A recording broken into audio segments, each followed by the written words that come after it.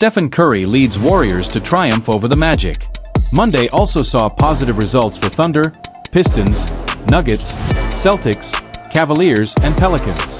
The Golden State Warriors defeated the Orlando Magic this Monday, the 22nd, with a score of 120-97, driven by a great performance from Stephen Curry in the final stretch. The matchup was balanced during the first half, when the number 30 jersey player had not yet found his rhythm. However, after halftime, his long-distance shots were decisive for the comfortable lead by the California team, which now balances its campaign in the 2025-26 season. Although it wasn't a perfect performance by Curry, two aspects deserve attention. First, his impressive recovery during the game.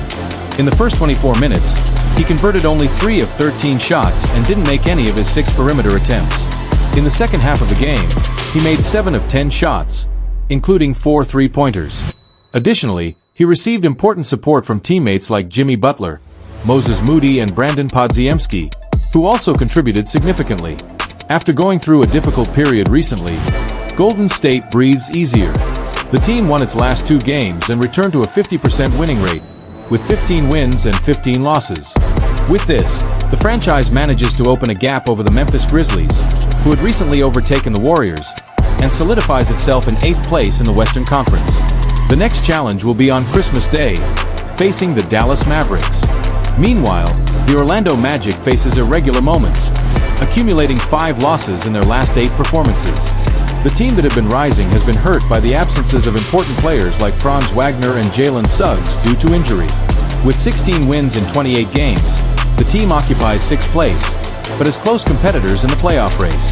The franchise won't get a break and returns to the court on Tuesday, the 23rd, to face the Portland Trail Blazers. For the matchup against Orlando, Golden State had 2 absences, Seth Curry and Al Horford, who remained sidelined for several games. Thus, coach Steve Kerr kept the Warriors' starting lineup practically unchanged with Stephen Curry, Moses Moody, Jimmy Butler, Draymond Green, and Quinton Post. The Florida team arrived with more problems for the duel.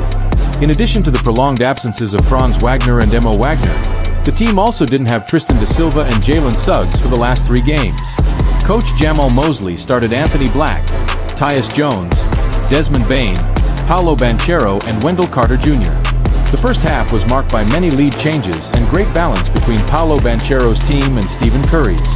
However, the visiting team was ahead more often, especially in the opening period. Orlando had better efficiency on long-distance shots compared to the hosts. While Golden State converted only 3 of 18 three-point attempts in the first 24 minutes, the Magic made 6 of 12. Desmond Bane led the scoring, but it was Banchero's presence near the rim that was fundamental in generating defensive help and creating good shooting opportunities for Orlando. On the other hand, Stephen Curry had low performance. In fact, one of the main reasons for Golden State's poor performance on three-pointers in the first half was precisely the fact that their main player didn't make any perimeter attempts. Even so, his ability to draw the defense combined with Jimmy Butler's aggressiveness generated good results for an offense that grabbed more offensive rebounds and had fewer turnovers. Moses Moody also stood out as the team's only efficient shooter. Thus, the first half ended tied at 58-58. But if until that moment Stephen Curry's performance was below expectations, the third quarter completely changed that scenario. The star, who had been cold until then, scored 15 points just after halftime, including 3 of the hosts' 4 three-pointers in the period. With their main player at a high level, Golden State's offense gained much more strength, fluidity, and intensity. Orlando didn't fall far behind. Despite number 30 heating up, the game remained balanced in that period. But 2 factors negatively impacted the visiting team. First, the team started committing even more turnovers, giving the opponent fast break opportunities. Additionally, the three-pointers that were an advantage became a problem, with only 1 made in the third quarter. Golden State started the final period with a 6-point lead, but it was the opening sequence of the decisive quarter that determined the outcome. The team scored 13 points and allowed only 2. Excellent teamwork with good ball movement completely overwhelmed Orlando. Brandon Podziemski, Quinton Post, Moses Moody, and Gue Santos had very productive minutes. A three-pointer by Stephen Curry from mid-court ended the devastating run that put the hosts ahead by 17 points. The Magic managed to stop the bleeding, but didn't have the strength to make the game competitive again.